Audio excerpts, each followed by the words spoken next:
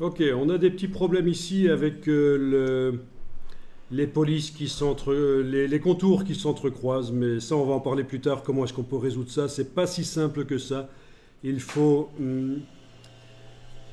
il faut vectoriser en fait à ce moment-là.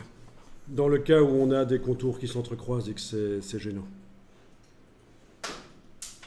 Et parce qu'il nous faut chaque lettre séparée pour arriver à faire en sorte que ça ne s'entrecroise plus. Mais on y reviendra avec un logo, on va faire ça rapidement, avec deux, trois lettres pour bien comprendre comment ça marche.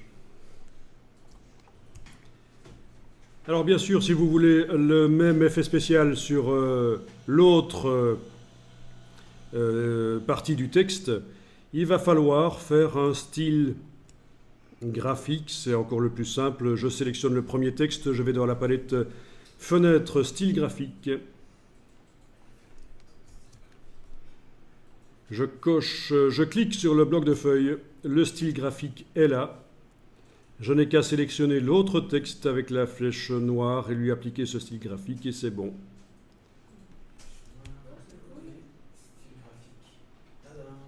Ah tiens, par contre, il y a le E là qui est bizarre. Pourquoi est-ce qu'il nous fait ça? Ah, mais c'est... Attendez un peu. Est-ce que sur l'autre texte, on n'aurait pas, sur les caractères, encore un fond bizarre? Je vais aller double-cliquer. Non, on n'a pas de fond. Ok. Oui.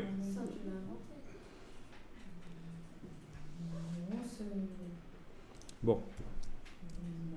Bon, ben voilà, c'est bizarre, mais en retapant le texte, ça marche. Bon, ben regardez, vous avez le texte l'effet qui s'est mis bizarrement. Bon, ceci dit, ça peut être graphiquement intéressant, mais c'est pas vraiment ce qu'on cherche.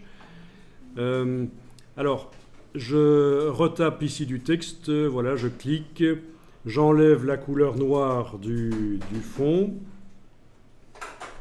Oui, donc je vais dire, tiens, pas de noir, voilà. Ok, je sélectionne la base du texte et je lui mets l'effet style graphique que j'ai mis au point. Voilà. Et je tape le texte avec l'outil texte.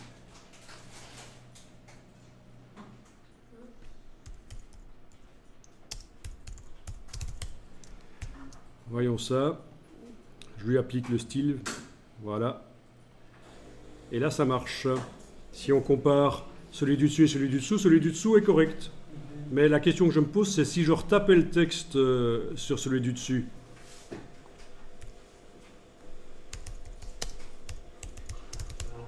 Non, il foire. Alors, pourquoi? Honnêtement, je ne saurais pas vous dire à ce stade-ci. Donc, il vaut mieux que le style graphique soit appliqué avant de taper le texte.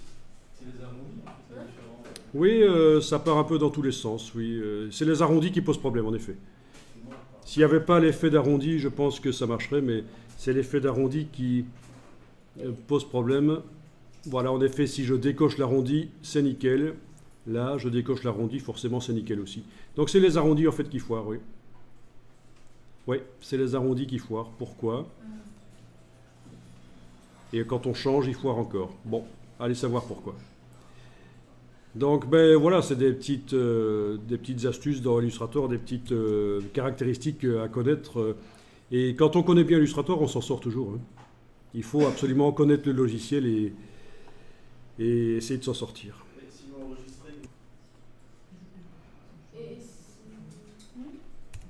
C'était quoi ici il fallait faire là pour avoir le texte normal et...